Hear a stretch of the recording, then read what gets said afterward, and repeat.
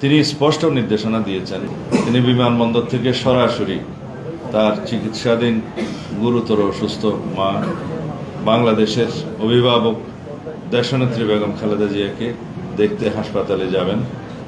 যেতে চান তার পিতা মহান স্বাধীনতার ঘোষক শহীদ জিয়ার মাজার জিয়ারতে, যেতে চান ভাইয়ের কবরের পাশে।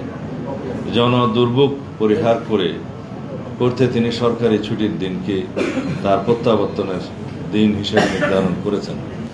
এমন একটি দিন নির্বাচন করেছেন যার পরপর 2 দিন সরকারি ছুটি, সব মিলিয়ে টানা 3 দিনের ছুটি।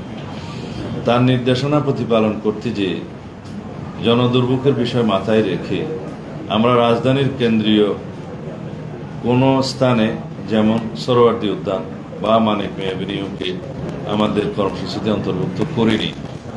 রাজধানীর এক পাশে অপেক্ষাকৃত কম জনাকীর্ণ ও 300 ফুট প্রশস্ত 36 জুলাই মহাসড়কের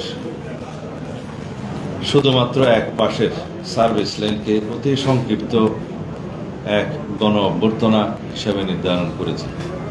এটা কোনো জনসভা নয়, সম্বর্ধনা অনুষ্ঠানও নয়, শুধুমাত্র দেশবাসীর প্রতি তার আন্তরিক কৃতজ্ঞতা প্রকাশ ও দেশনেত্রী সহ দেশের সকলের কল্যাণ কামনায় দোয়ার অনুরোধের অনুষ্ঠান।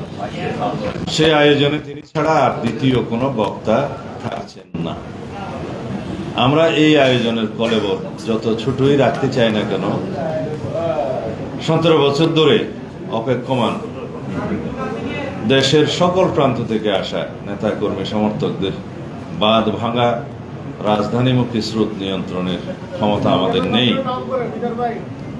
তারপরেও আমরা আমাদের নেতা কর্মী সমর্থকদের নির্দেশনা দিয়েছি যাতে তাদের বেশিরভাগ কাঞ্চন ব্রিজ ব্যবহার করে অনুষ্ঠানস্থলে আসেন।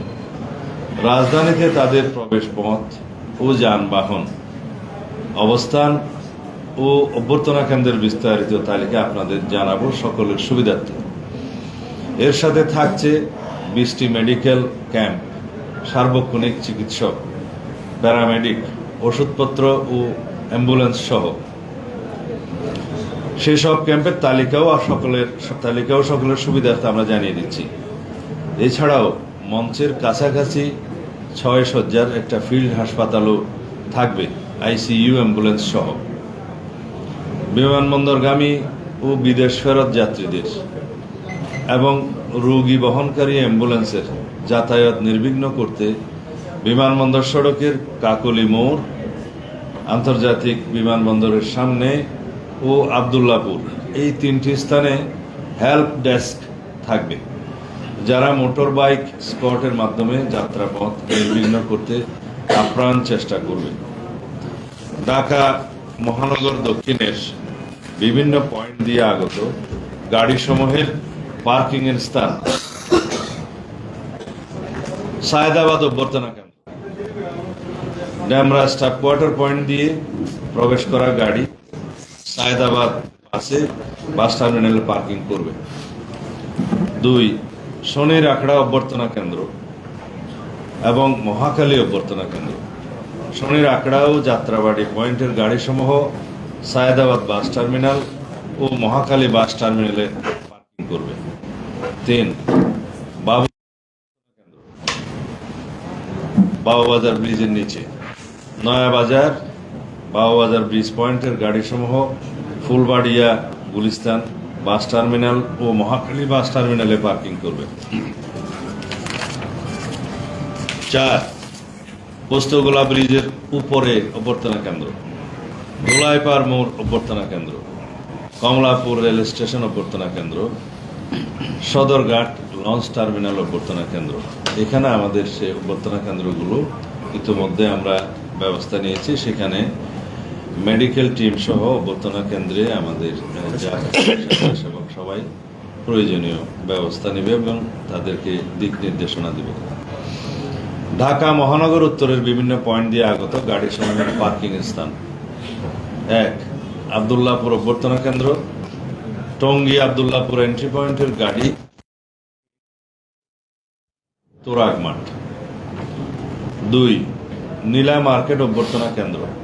কাঞ্চন ব্রিজ 300 ফিট হয়ে এন্ট্রি পয়েন্টের গাড়ি বাণিজ্য মেলার মাঠে পার্কিং করবে, অথবা নীলা মার্কেটে গাড়ি পার্কিং এর ব্যবস্থা আছে, সেখানে করবে। যে 2 জায়গাতে সম্ভব হয় সেই 2 জায়গায় অভ্যর্থনা কেন্দ্র এবং গাড়ি পার্কিং এর ব্যবস্থা থাকবে, মেডিকেল টিম সহ। দিয়াবাড়ি অভ্যর্থনা কেন্দ্র। গাবতলী এন্ট্রি পয়েন্টের গাড়ি বেড়িবাঁধ হয়ে উত্তরা দিয়াবাড়ি গরুরহাট 17 নম্বর সেক্টরে পার্কিং করবে।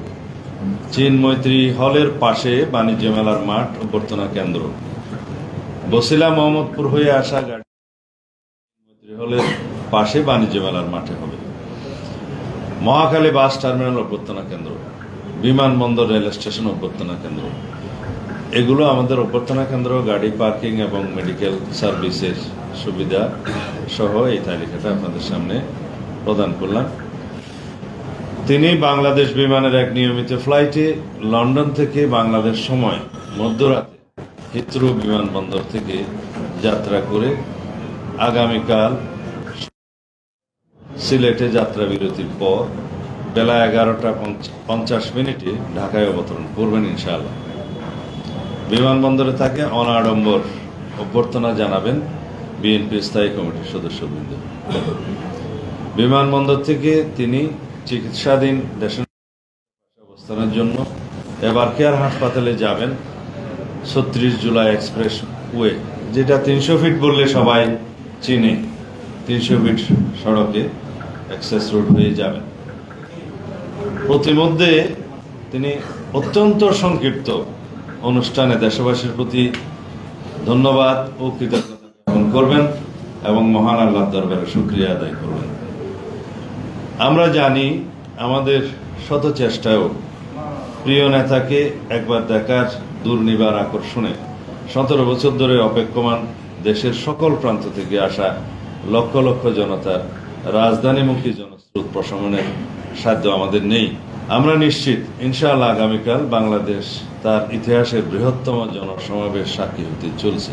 সেই ইতিহাস দৃষ্টান্ত হয়ে থাকবে।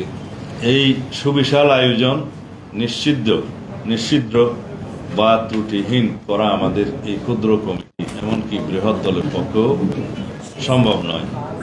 তারপরেও আমাদের স্বনির্বন্ধ অনুরোধ থাকবে স্বতঃস্ফূর্ত নেতা কর্মী সমর্থক ও শুভানুধ্যায়ীদের প্রতি আপনারা সর্বোচ্চ ধৈর্য ও শৃঙ্খলার পরিচয় দিতে প্রমাণ করুন আপনারা আমাদের প্রিয় নেতাকে কতটা গভীর ভালোবাসায় অভিষিক্ত করতে সক্ষম।